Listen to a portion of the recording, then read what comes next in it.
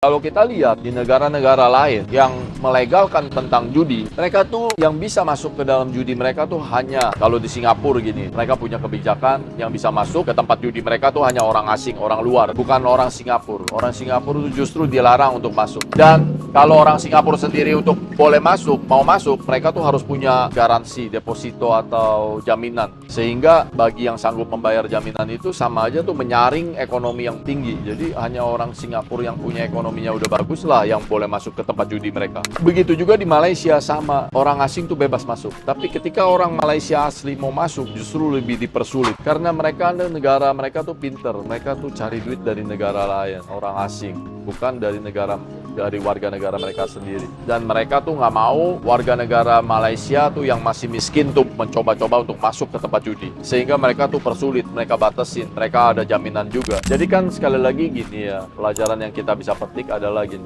Kalau judi atau apapun yang menyasar langsung ke ekonomi yang bawah, ketika mereka udah mentok sampai di dasar, mereka tuh nggak akan bisa berpikir apa-apa lagi. Karena mereka juga kebanyakan sekolahnya tuh rendah. Sehingga fisik lah yang akan main. Kalau fisik yang akan main ini jadinya pidana seperti pembunuhan, pencurian, perampokan, penipuan. Tapi ketika judi ini menyasarnya ke ekonomi yang bagus, yang di atas, mereka tuh sekolahnya rata-rata tinggi. Mereka tuh udah berhasil membangun ekonomi mereka. Mereka tuh kuat dari segi ekonominya, pengetahuan tentang ekonomi. Sehingga mereka tuh bisa menjaga diri gitu loh. Mereka tahu batasnya. Sekalipun ternyata mereka juga banyak yang bangkrut, tapi mereka ini bisa bangun lagi. Dan jarang yang bangkrutnya tuh sampai akhirnya merampok, membunuh, atau menipu. Sekali lagi, kita rakyat kecil sama-sama berjuang bersama-sama pemerintah untuk membasmi judi online. Kalian punya nggak pengalaman di judi online ini? Dan gimana cara kalian bisa lepasin?